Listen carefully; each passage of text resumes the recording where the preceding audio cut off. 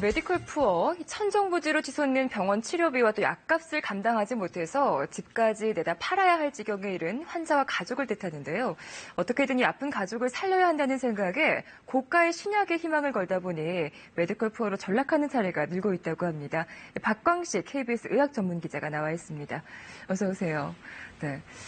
아무래도 오랜 투병 생활을 하다 보면 병원비 감당이 참 힘들 겁니다. 그중에서도 이제 암 환자 가운데 메디컬 푸어 사례가 많다고 하니까 그만큼 암 환자의 치료비가 비싸다는 뜻이겠죠? 예, 그렇습니다. 암 환자들의 치료 비용 많이 들어가는 건 사실이죠. 근데 그걸 단정적으로 무조건 비싸다라고 이야기하기는 좀 어려움이 있습니다. 네. 왜냐하면 뭐 암의 종류, 암의 정도, 그리고 암의 또 치료 방법도 너무나도 다양해서요. 단정적으로 말하기는 어려운데 이 치료에는 크게 세 가지로 나눠볼 수가 있습니다. 네. 그러니까 수술, 그다음에 항암제, 그다음에 방사선 치료 이렇게 크게 세 가지가 있는데요.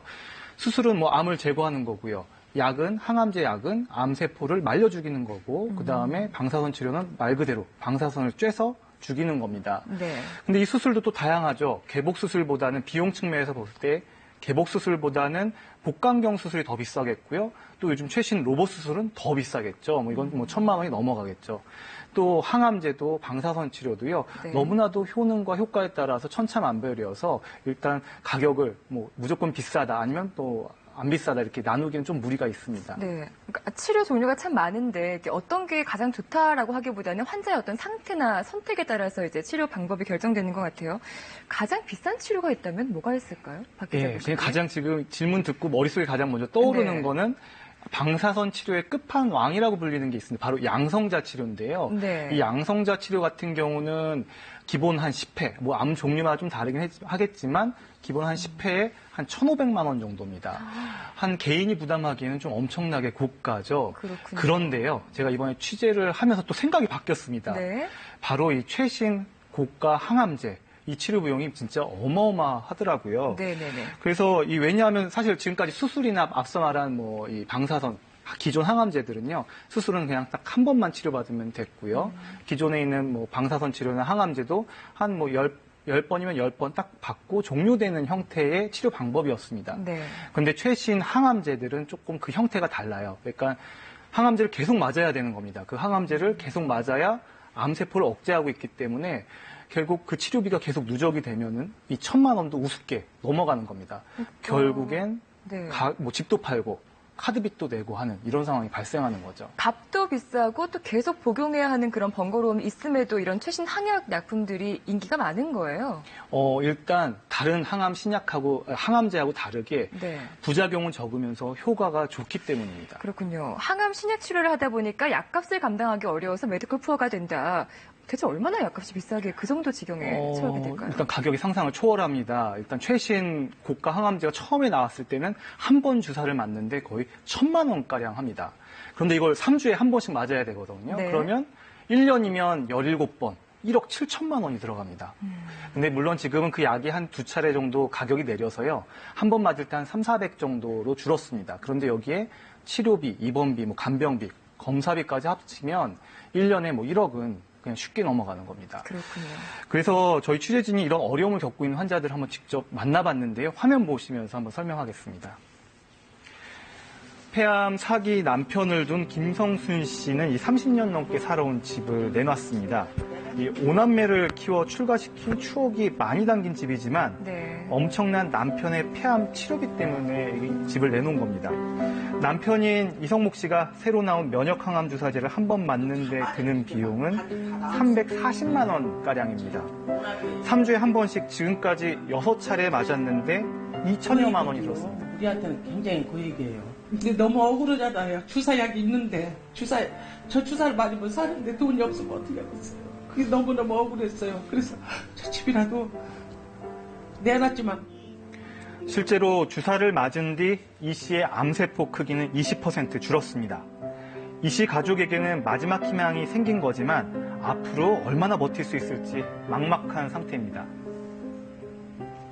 3주에 한 번씩 없는 사람은 한 400만 원 돈 생겨야 돼요. 6차까지 맞은 것도 굉장히 어렵게 맞았는데 앞으로 더 맞으라고 하면 맞아야 되는데 못 맞으면 이제 쓰러지는 수밖에 없잖아요.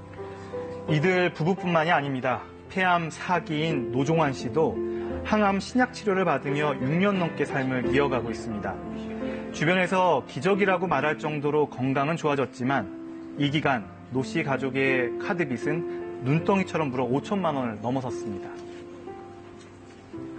이번에 10월 때는 있는 카드 없는 카드 다 죽었던 카드가 살려가지고 지금 어떻게 하면 5천만 원 그걸 카드로 할부로 해서 이렇게 했습니다. 정리해보면요. 네. 이 예전엔 폐암 4기 환자라고 하면 말기라고 해서 더 이상 치료를 포기하는 경우가 많았는데 이젠 이분들에게도 쓸만한 항암 신약이 등장하면서 희망이 생긴 겁니다. 그런데 문제는 이렇게 생명과 직결된 항암 신약들이 건강보험이 적용되지 않는다는 점인데요. 네. 그래서 결국 암 환자들의 경제적 부담은 더 클 수밖에 없는 것이죠. 건강보험이 비교적 잘 제정이 되어 있는 우리나라에서도 이렇게 메디컬 푸어 문제가 심각하다니 혹시 그 건강보험 적용이나 보장성에 뭔가 허점이 있는 거 아닐까요? 네, 이 건강보험에 결국 사각지대가 있다는 이야기겠죠. 네. 사실 메디컬 푸어는 정부 공식 통계 자료로는 나와 있지는 않습니다. 워낙 신조어기 때문이기도 하고요. 그런데 고가의 항암 신약들이 출시되면서 아마 이런 환자분들은 더 많이 늘고 있을 거라 추정은 되고 있습니다. 네. 한 설문조사를 통해서 좀 보겠습니다. 비급여 항암 치료를 받는 암 환자들 조사한 결과인데요. 평균 치료 비용은 2,800만 원. 이 중 72% 무려 2천만 원가량이 비급여 항암제 구입비로 사용됐다고 응답했습니다. 네. 항암 신약은 이 빠른 속도로 개발돼 시장에 나오고 있는 반면에 보험 정책은 이를 따라가지 못하고 있는 겁니다. 또 다른 그래프인데요. 실제로 우리나라 항암 신약의 그럼 건강보험 적용비는 얼마냐? 보니까 한 48% 수준이었습니다. 네. 물론 사회 제반 여건이 다른 외국과 직접 비교는 무리가 있지만 OECD 회원국들은 보통 한 62% 그 평균에 크게 못 미치는 실정인 거죠. 또 신약이 출시된 뒤에 보험 적용되는 그 기간이 상당히 중요하거든요. 그런데 그 소요되는 기간이 우리나라 많이 단축됐다고는 하지만 화면을 보시면 이 보험 등재 기간이 우리나라는 평균 320일입니다. 네. 여전히 OECD 국가들보다 245일, 그러니까 2달 반 이상이 긴 편입니다. 이게 무슨 얘기냐면요. 생명과 직결된 항암제 신약이 나왔는데 네.